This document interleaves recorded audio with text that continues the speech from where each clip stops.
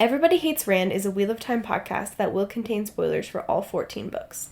So if you're anti-spoiler, stop this, read all 14 books, and come back. We'll be here, waiting.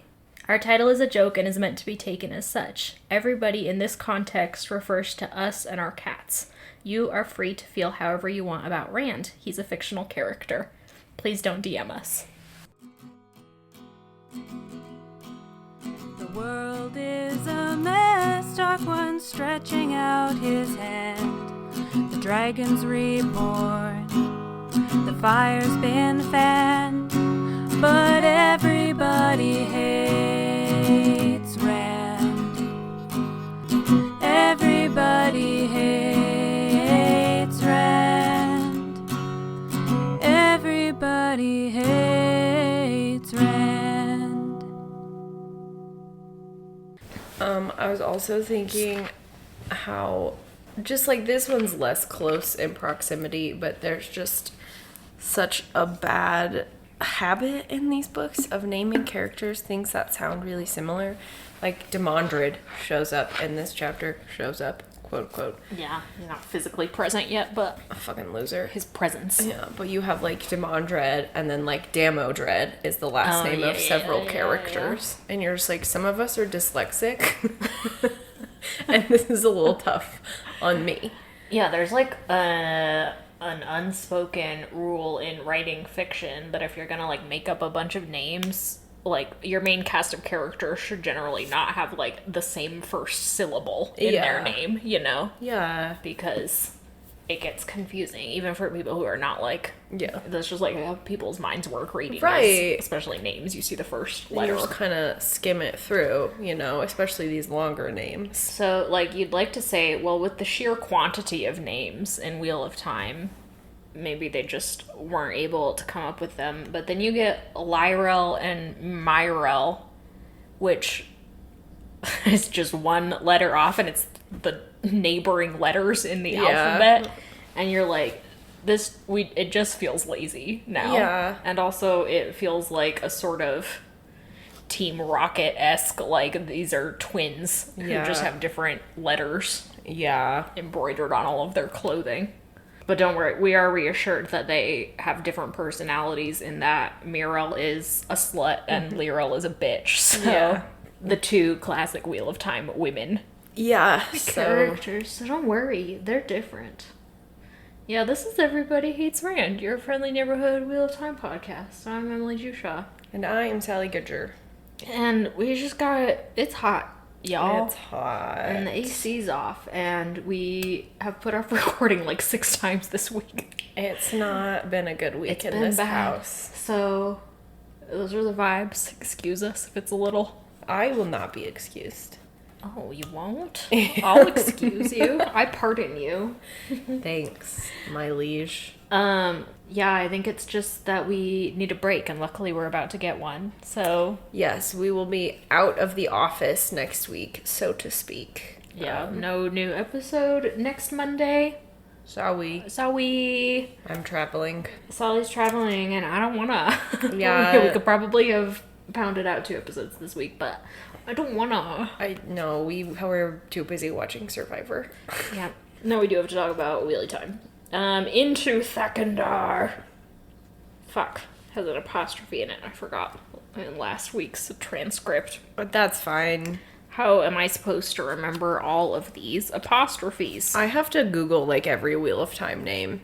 I have a couple of them that are programmed into my computer, like Murdrel. Oh. I got tired of looking up how to spell Murdrel. Yeah, it's gotta stay. But I don't blame you, I still... Every time I'm like, how do you spell the How do you spell the Fields of Marilor? How do you spell Thakandar? How do you spell Shale Goal? What? Where are we? Okay. Egg is on the battlefield yet again, doing fire magic with some other girl bosses and Gawain. They fight Trollocs. Then Gawain is like, something's off about her. Something's off about her. Her being the entire Trolloc army. He's just like, their behavior is abnormal. And we're like, okay, we'll take your word for that, because I don't really Sorry, I don't have like a baseline ecology, biology of Trollocs textbook I can. They're just like telling us, not really showing us that something weird is going on. But whatever. Edwin and Gawain are like sketched out enough that Edwin's like, I think we should pull back. So she sends Gawain off to pass the order to Gareth Bryn. And as that is happening, a huge gateway opens up on like one side of their camp. It's like the size of the camp. Yeah. So they're able to see the entire army arrayed before them of people wearing special types of clothes and holding special types of weapons. And Edwin is like, there's mega channeling happening. And we're told pretty quickly that this is the Sharan army. Now, probably you've read Wheel of Time before, so you're familiar with what we're talking about. But if you're one of the, I don't know, if you're the one listener who's actually reading along with us, Yeah. you might be wondering, what the fuck is Shara? Yeah. And who the fuck are the Sharans? Well, It's the map. You have every right to ask that question because Shara is not on the map. Oh, you're right.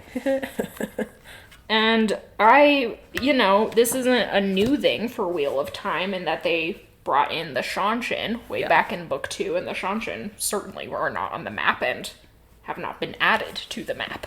Shara, we have only heard about from other characters. Most recently, I think Noel has been the one to sort of reference Shara, and every other character has kind of been like, okay, whatever.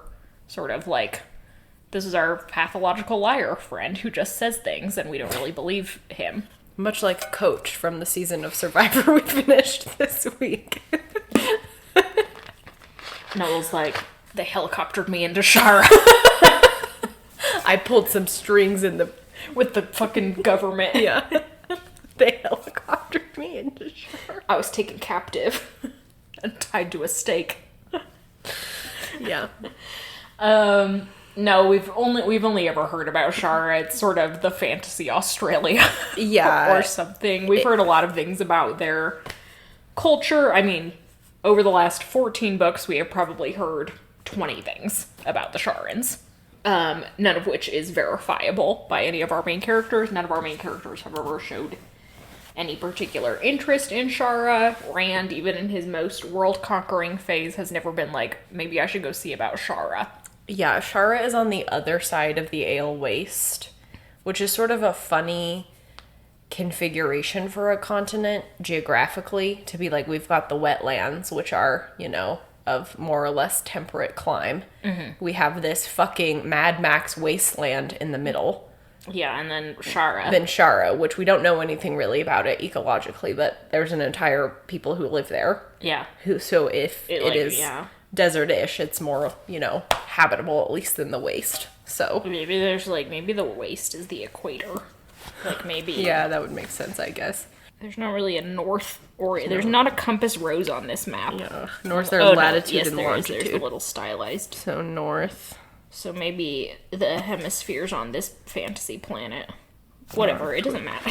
It doesn't matter. I just think it's a funny configuration to be like far. It has very like kind of Orientalist travelogue undertones to be like on the far side of the known world is this. Yeah, there's this entire stretch of land that we can't possibly get past except through the Silk Road, and there is, I think, an allusion here to a quasi sort of Silk Road, like trade routes existing between Shara and the land we're familiar with, but it has been cut off since the Ale War 20 or 30 years ago. Yeah. Anyway, none of our main characters have ever interacted with Shara or Sharan as raiders. We are operating on the sort of tension of where's Demandred? We know he's coming at some point. So although, as you referenced, he does not appear with this army, it is pretty obvious right off the bat that this is the coup that Demandred has been orchestrating in the background. Is just going totally off the map. Literally, to find a different power base. I remember reading this the first time, when the book first came out in 2013 or whatever, and being surprised, obviously, because certainly wasn't something you would see coming. And I remember being, like, not delighted necessarily, but I was like, yeah, this is fine. It's fine to have an entire, like, again, there was precedent with the Shanshin, so it didn't seem too out of place, and it seemed like a good enough explanation for what Demandred has been doing this entire time. I also found it a little relieving that we wouldn't just be fighting the forces of the Trollocs the entire time, because that was already getting quite old. Yeah. I was like, okay, here's at least some new dimensions to the bad guys that this is going to bring. Now, 11 years later, I do still find it surprising, because how could you see that one coming? I find it surprising in the way that, like, the Game of Thrones writers were like, haha, we got you, by doing something that wasn't foreshadowed or thematically appropriate at all. Yeah. Throughout the entire last 2 seasons of the show. So now I think it's a little out of left field in a bad way. We've already exhausted ourselves saying Mazrim Tem should have been Demandred anyway, so there wasn't really a happy ending to be found anywhere here. That wasn't just kind of boring, but here we are. Yeah, I agree. I mean, I kind of knew this was coming because you told me that Demandred would show up with the Sharans, and then specifically last episode you said Demandred is going to show up with the Sharans. But still, I was reading it, and I was like, this is so... The Game of Thrones comparison is perfect, because it's set up like it's supposed to be this big oh shit moment. And sure, it probably is for the people who are fighting this battle, but I was like... certainly like, oh shit. But I was like, are you joking? Like, this is so silly, and speaks to a lot of the structural problems we've been highlighting in A Memory of Light, that there's a lot of things that we need to do because there were so many incomplete threads throughout the series that it's just kind of like we're tying them off in really rapid succession, and none of them can be satisfying, including bringing the Sharans and Demandred onto the chessboard. So to just kind of, I mean, I shouldn't say none of them can be satisfying. They could be satisfying if the authors had chosen to prioritize different things in the book than they chose to, but that, what do you do? There's nothing I can do about that. So Demandred showing up is, Demandred isn't even here. So Demandred's minions showing up is just kind of like, sure, this might as well happen, like, whatever. I do agree with you on the point of it's nice for them to be fighting people. Like, you're right, it brings new dimension to the battle because you can only watch your characters blow up Trollocs for so many Trolloc chapters. meat grinder is so... Yeah, before you're like... so passé. Yeah. This is pretty last season, so if we could do something more trendy. So it is nice to add dimension, and it does complicate the battle in the way we've talked about. These are people, though, because they have, like, assumingly some type of willing agreement to fight for the Dark One. We're supposed to position them as evil people, but they are still people, which I think our characters, at least what we know of Wheel of Time, they should have a different reaction to fighting and killing people in mass than they do. The Trollocs, whatever we call them. So that is interesting, but it is just kind of like... I was also reading this, and it also just felt like, did we not have enough? Was the massive faceless horde of evil not big enough already? That was my other reaction, was just kind of like feeling really defeated by the whole thing. Yeah, for sure. I do think in terms of, like, feeling defeated, it is extremely overwhelming because, again, it's not on the map. We have no clue how big Shara is. Yeah, like, and what sort of force is represented here. Is this, like, the entire size of Asia? Is it also, like, I shouldn't put it in real-world terms like that. Is it another Shanshin army, you know? Do we have just this massive, or is it, like, a single little country showing up to... That's immediately unclear. It is also very obviously, like, from a narrative standpoint, the Sharans have been directed to this particular battlefield because Edwin's battlefield is the only one where they are making progress or having any sort of, like, winning sensation. Everyone else is more or less at a stalemate or have just made bad mistakes that are forcing them into tight corners. So it is sort of just like smashing down on whatever rays of hope that we had for this battle being concluded on any of the battlefronts that have been set up. This has turned the tables very badly, which can be exciting in a narrative when, you know, things happen that you're not expecting, and now characters who were in a good situation are in a bad situation. That can be exciting. I do think it is a little bit fun to watch, like, Edwin and Gawain just have to hide for their lives for a little while. Like, that's scary. The concept of the Sharans have channelers, and, of course, channelers can sense channelers, so Edwin can't just travel out of there. We see Ramonda, of all people, try and do that and immediately get obliterated. Yeah. Which, like, no loss there. Yeah, if we were gonna narc one of them. Should have been Ramonda. So, like, that's scary. Yeehaw, that will be kind of fun, I guess. But, of course, opening up the door to a human force has its merits and also has its drawbacks, mainly that Wheel of Time has never been good about introducing foreign powers, quote-unquote, without orientalizing them horribly. And the same will very quickly happen here, wherein the Sharans will be sort of reduced to another faceless evil horde, but now they're evil because they're different people. Of course. And they're racialized and orientalized and all that stuff. So, of course. Fun. We have that to look forward to in such a fun way. Fabulous. And being alive. I love being alive. And so when you think about it from that dimension, the Sharans absolutely should not have been introduced here because there is no page space to give them any sort of treatment that is not that, really. Mm-hmm. Like, you can't really add much dimension to a horde that you're introducing in book 14. Yeah. When you have to bounce around to 38 other characters in the meantime. Yeah. I'm not saying that excuses the racism, but, like... But you're so right. Like, it does not excuse the racism at all. That is very much built into the foundation of Wheel of Time to be like, anybody who is foreign is bad. Mm-hmm. The text is just sort of like fundamentally xenophobic. We've talked about that at length. But like a key point of,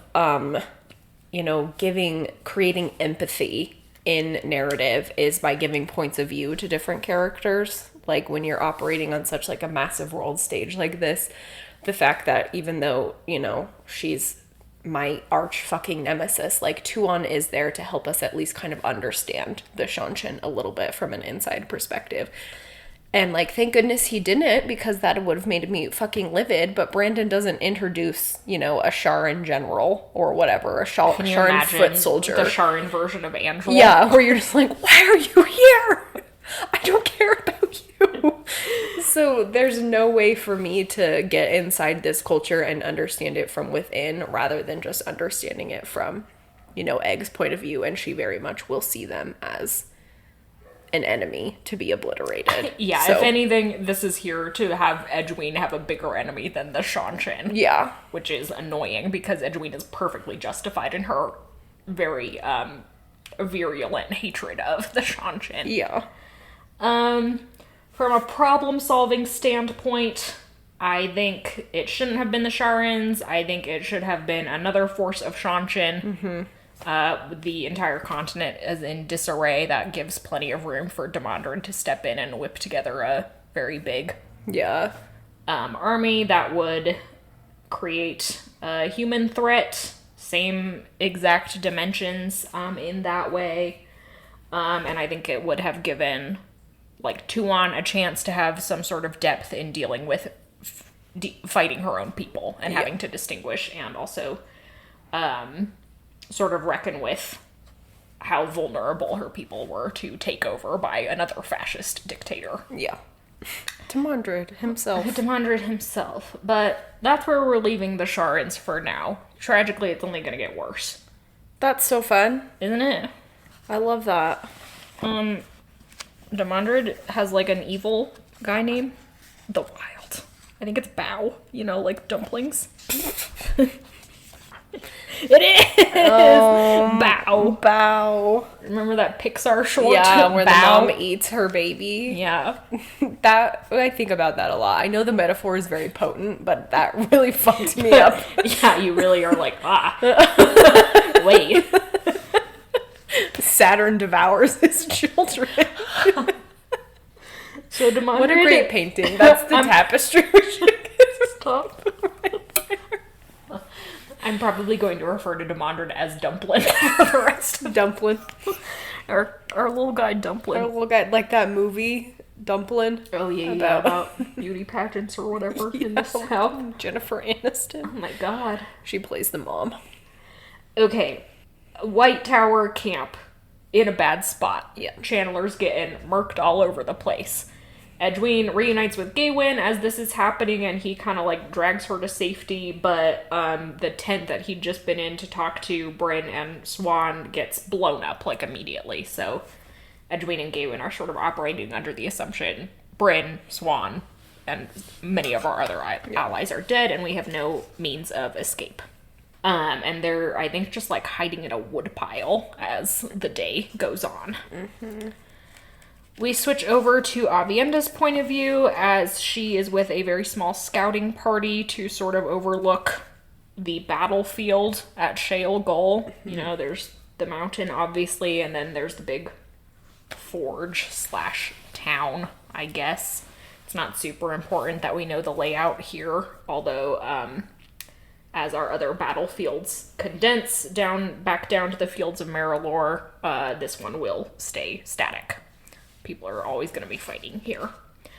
But it's Avienda, Rewark, E2 is here, unfortunately just calling people ale. Yeah. Some racialized stuff going on there. Character assassination. Yeah, rude. But they check it out so E2 can start forming a battle plan, then pull back to talk to Rand.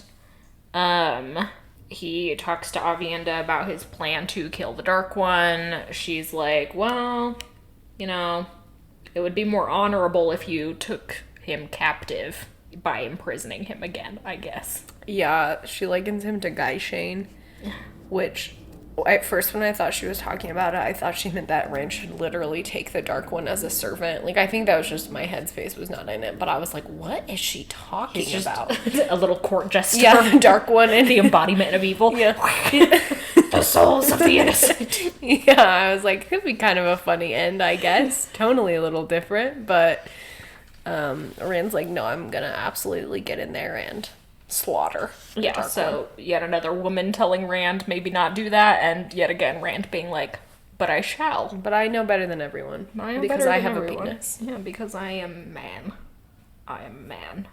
That was a little too focused on genitalia, but I don't know, I've done that often in the past.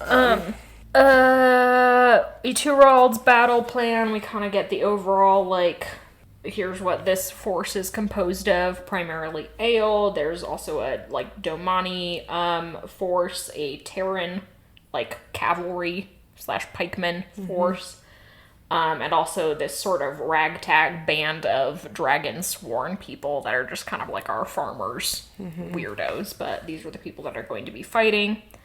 Rand says something about his special dagger working, and now he's disguised from the Dark One, and everyone's like, that's great. Rand tells Avienda that the seals have been stolen, and she's just like, yeah, we'll deal with it, and he's like, okay. girl, how? So, yeah, I'm like, Avienda, you are going to be fully very busy for the next little while, so don't know. Rand briefs Avienda, is like, I expect once I start fighting the Dark One, then the Forsaken will sort of congregate in this location. So I am entrusting you to fight them, which is fun, I guess. Yeah, I mean, they did bring their number one Forsaken MMA fighter, Nynaeve, you know? Yeah. Who's like Nynaeve's like, what, like it's hard? What, like it's hard? Bring it on. Nynaeve, unfortunately, is going into the cavern with Rand. No. Along with Moiraine, and Rand is like, I can't bring Arvienda. He's like, Min, sorry, I can't bring you. And Min's like, aw. And I'm like, Min, were you expecting? Yeah. Why would you? Full offense, Diva. What did you think you would do? Did you Yell Rand's name? just be next to him when he dies? Yeah, sort very of anime girl pathetically. coded. Yeah. Anime girl written by a man coded. Yeah. I was like, what are you talking about? You will just get in the way. But Rand is like, Min, I'm actually sending you to join Edwin's battlefront to sort of keep an eye on both Edwin and the Shanshan forces as they intermingle. And she's like, okay. And again, is she qualified for that job?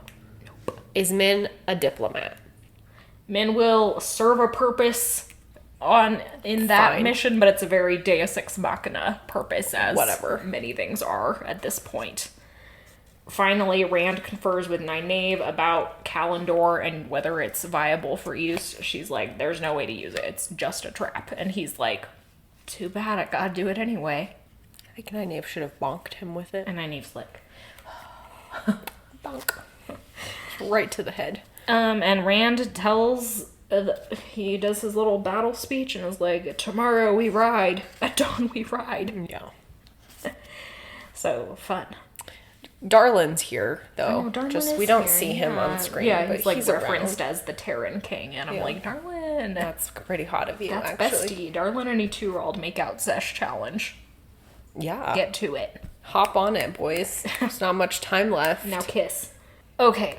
Next chapter, we are relieved / devastated to find out that Swan and Bryn actually made it out through a convoluted channeling that I'm not going to dignify with talking about. They have obviously moved to a different location along with what remains of the army that escaped. We sort of get the, like, casualty list. Fully, like, half the White Tower got murked in that initial wave, so that sucks. Lots of Aes Sedai down. And they were already not operating on full strength due to Shanshan raid on White Tower and the whole Civil War thing, so yikes. But Swan and Bryn sort of talk about it in terms of like, oh, I'm sure Edwin will miraculously find her way back to us, homeward bound Yeah. style. Well, she is like a little lost dog. Yeah, like a little lost golden retriever. Edwin's not a golden retriever. She's like a corgi, I think. Yeah. Small but mean. Yeah. Corgis, I don't know. I think corgis have a little bit of an attitude. What's a meaner small dog? A Shih Tzu. Shih Tzus do have. Shih Tzus are so stupid, though. Yeah, I mean, She's, I will she's ruminate. an Italian greyhound. she is an Italian Greyhound. I think those are a little too afraid. She's like that mean freaky. Chihuahua that Cambria would meet on her walk all the time. I would rush the fence. That's Egg. That was such an impactful story in our lives. We think about that Chihuahua all the time. I hope he's doing well. Swan and Bryn are also talking about just what happened, and Bryn takes responsibility for it in terms of, like, here we have repeated again. Bryn being like, except it's Bryn himself this time, being like, that was a huge mistake that I made in not anticipating that was going to happen. And Swan's like, okay, well, you're not a fortune teller.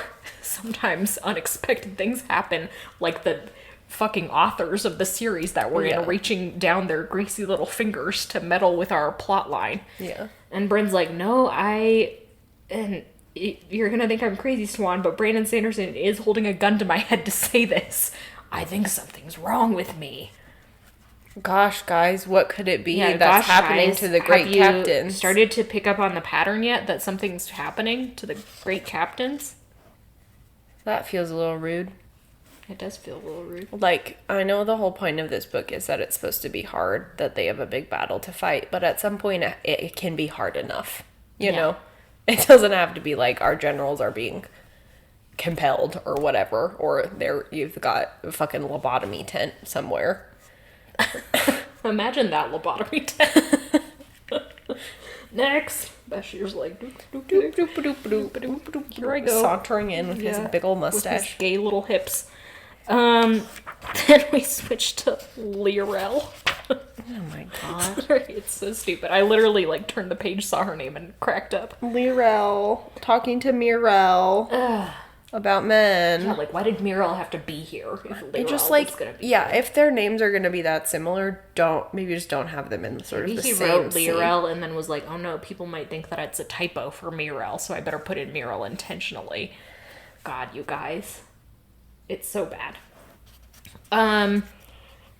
Anyway, Lirel, I guess, has been in charge of one of the contingents of Aes Sedai waiting outside of the Black Tower. I have totally lost track of Me too. what's going on. I think this is the contingent sent by the Salidar group, but I could be wrong.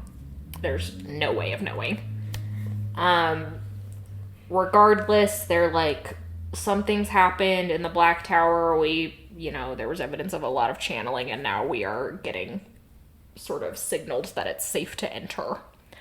Pavara, like, comes out to talk to them and is like, yeah, they've liberated themselves, so now Logain's in charge, but he won't be able to meet with you because he's still recovering, blah, blah, blah, blah, blah. Pavara's last name is Tazanovny, which I don't think has ever been said before. It's a fun name. Yeah, it is a fun name. I just saw it. I was like, dang, that's cool.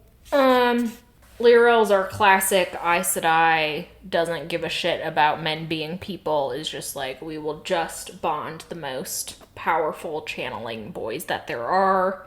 She's devastated to learn that, this is... we sort of slide over this in the rest of the series, but Aes Sedai are somehow capable of compelling their warders through the bond. Yeah. Which is, and wasn't really established well enough. Like, I think that might have been why Alana did bond Rand to begin with. And I guess channeling boys just aren't susceptible to that, which Pavara tells Lirel, and Lirel's like, that's a shame. Well, I'll just have to find alternative methods. And unfortunately, we have been reading about various women's alternative methods for the last 3 books, down to Logain's weird girlfriend seducing him. But Pavara's like, yeah, you should actually try and get to know some people before you bond them. Lirel's like, no, I shan't. And then Pavara's like, okay, well, we've assembled your requisite number of Ashaman that you get to bond, and these are the only ones that are available, so they have no choice but to bond them. Presumably, because these are the guys who are most willing to be bonded by strange women, so... good on them, I guess. Couldn't be me. And of course we find out that this is all a trickery devised by Androl, because he's so clever. And you're like, was it a trick? It's okay. You're giving them what they asked for. Yeah. I'm just so tired. I just was reading it and I was like, I feel like I'm supposed to feel Ocean's 11, and I was just like, okay. Like, maybe, I don't know, am I dumb? But I was just like... I just don't care. Yeah. I don't care about being told how smart Androl is anymore. Anyway, and we then see Androl and Pavara meeting with the rest of their little Ocean's 11 group, where the only thing they really talk about is how Rand, after the Black Tower liberated itself, sent them a little message being like, just remember, guys, you're men, not weapons. XOXO, Gossip Girl. And everyone was like... This would be like your abusive father who told you were nothing your entire life, being like, remember to believe in yourself, sweetie. XOXO, yeah, you'd be like, daddy. Hey, what? A little too late, Rand. A little too late. Very sentimental, but, like, none of these guys know you or care. Yeah, which at least Androl or somebody acknowledges that they're like, the Dragon Reborn hasn't been here in fucking forever. Yeah, I think it's like Amarin, who actually has met Rand, is like, yeah, he seems like kind of a dickhead now, so... And Androl's like, well, I believe in him. And you're like, okay, bootlicker. Yeah, he's like, we just need to learn to be our own men. And I'm like, this is such a boring subplot. I know, It's so devastating, too, because I think what was orchestrated with the Black Tower, and in a way Rand's neglect of the Black Tower, could have led to some really interesting things. Perhaps, even if it was just told from a different perspective than Androl's, the most insufferable man to ever live, besides Coach from season 18 of Survivor. Was it 18? It was 18, yeah. The Tocantins. Tocantins, the Brazilian Highlands. Very pretty, but very hot.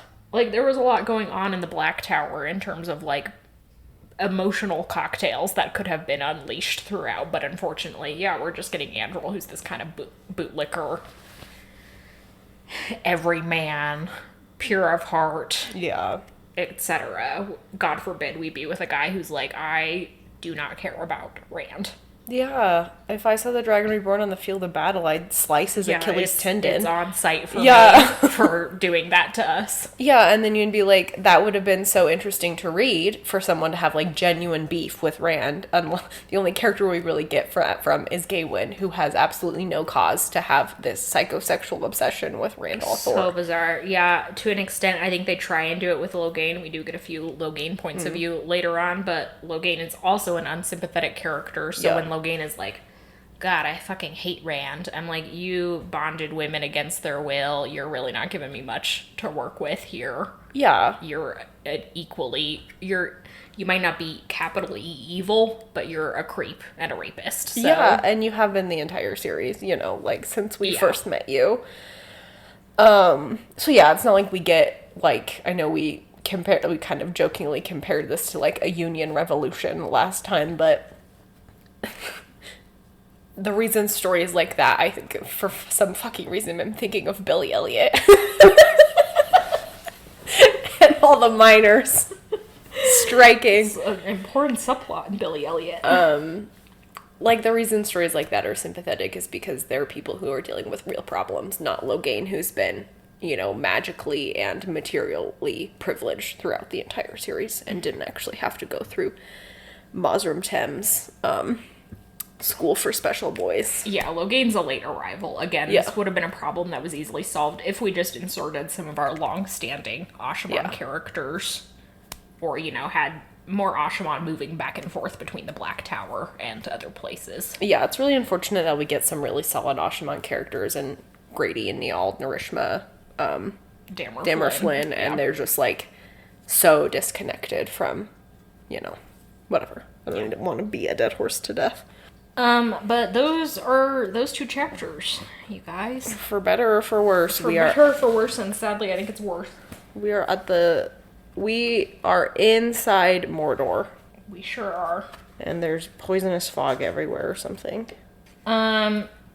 Next couple chapters, we'll get an egg point of view. We'll get a lot of Gawain and egg points of view in the next couple chapters as they deal with this sort of ongoing problems. We will also get a Perrin point of view in the World of Dreams, more Lanfear stuff, and we'll get an Aviendha point of view as they finally enter Shale Goal, and finally a Rand point of view as he enters the cave itself. The cave. The Cave of Wonders. Yeah. The Cave of Doom. God. Cave of Doom. And inside there he will find a little jester boy. And it's the dark one. And it's the he's dark just one. He's just been a silly this whole time. He's just been a silly little guy with jingling bells. He's just a silly guy. Just a little guy with a full jester outfit. Full jester outfit. Jingle jangles as he walks. Like, oh, you're gonna kill me? But look at me. I'm just a little guy. Look at me. I'm just a little guy. I'm just a little guy and it's my birthday. I'm a birthday boy. You can't kill the Dark One on his birthday. Yeah, and Rand would be like, I'm fine. I'm absolutely fine killing a child as long as that child is male.